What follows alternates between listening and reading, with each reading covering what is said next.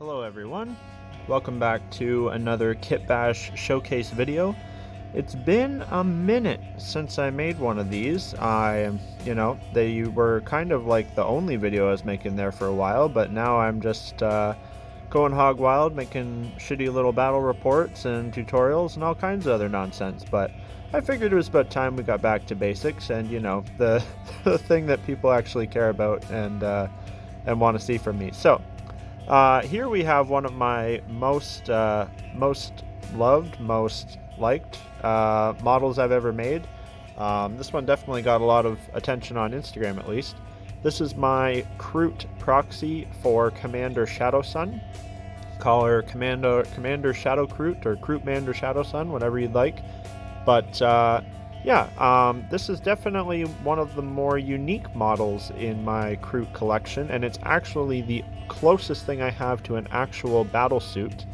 Of course, if you're looking at the giant, raptor legs coming out the bottom, it's more like a bigger Kroot wearing armor than an actual like robot battle mech suit. But we're getting there. The Kroot they're doing the best they can. So. Jumping forward, I don't actually really have that much lore about this one. A lot of my things I make, I have a specific story or goal in mind. The deal with this was I actually just kind of got Commander Shadowsun as a bonus, as a part of a trade I did for some other models. So I had this model, which it's a pretty cool medium-sized battle suit, and I was like, well, I think I can use this. I think I can make something unique here. So I'm just gonna jump in and start talking about what the process was and how I did it, and I'll get some other angles, and probably as I go through I'll have some like work in progress pictures and stuff pop out. So to get started, the first main thing you're gonna have to do if you're gonna try to make one of these is you have to remove the model, the legs from the base. I guess you could, if you want to keep the weird armored cow hoof foot legs, then more power to you, but that's not really very Kroot-like in my opinion. So what I had to do was first sever it from the rock that they're jumping off, and then kind of at that ankle joint area, just trim that whole thing right off. Just get rid of that disgusting blue people cow foot. We want cool raptor feet here. So these feet were how do I put this?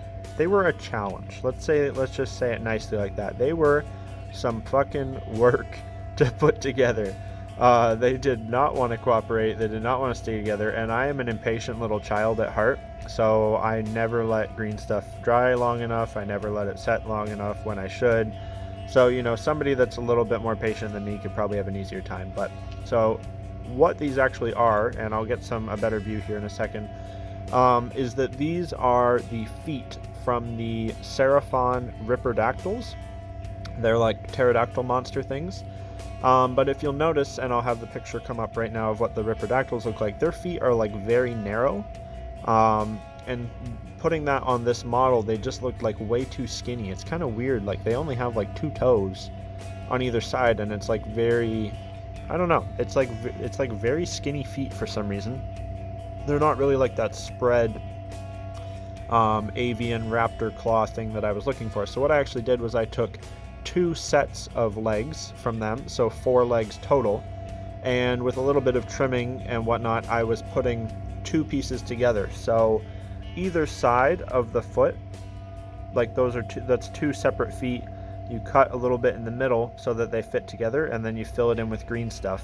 And then obviously there's some green stuff on top, and there's some green stuff near the joint here.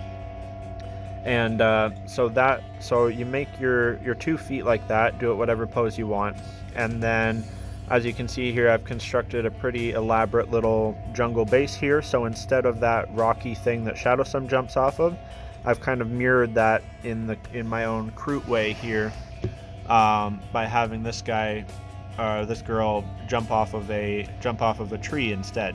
I'll zoom in here a little bit so you can see a little bit better.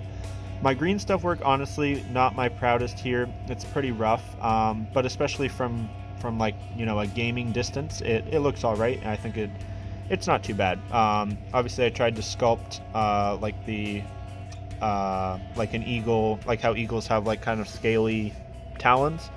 I kind of replicated that a little bit by sculpting the green stuff there. So that's how we do the feet. Obviously, you know, the bases, these are like real sticks and stuff. And what I've done, I'll just give her a little spin around. Have to be very gentle because I actually managed to, in transporting her today, I knocked her off of her little stand.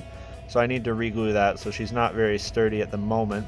So we spin her around here, probably stop right there. Kind of hidden by this leaf here. See this stick going up into the ankle? That's like a metal rod.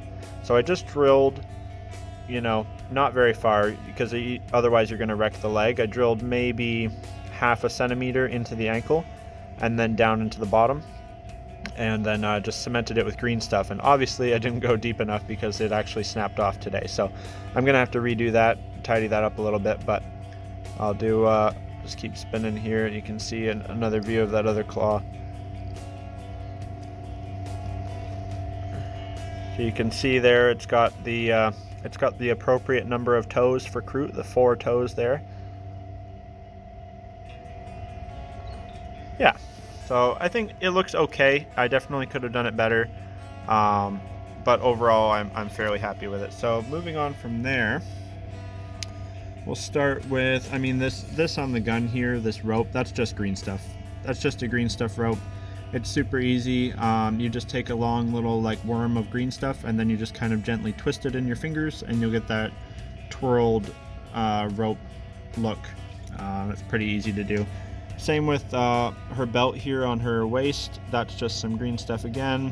That's a green skin skull, or an orc skull there on her belt. Sorry, that's a little bit shaky. There we go. Orc skull down there. On the sides of her, so Shadowsun's kind of weird. It's kind of a weird model. She has 4 arms. So I just replaced these are like the little sockets where those arms would have attached. There's one on either side. I've just green stuffed and put in a little skull in there. Just some more trophies.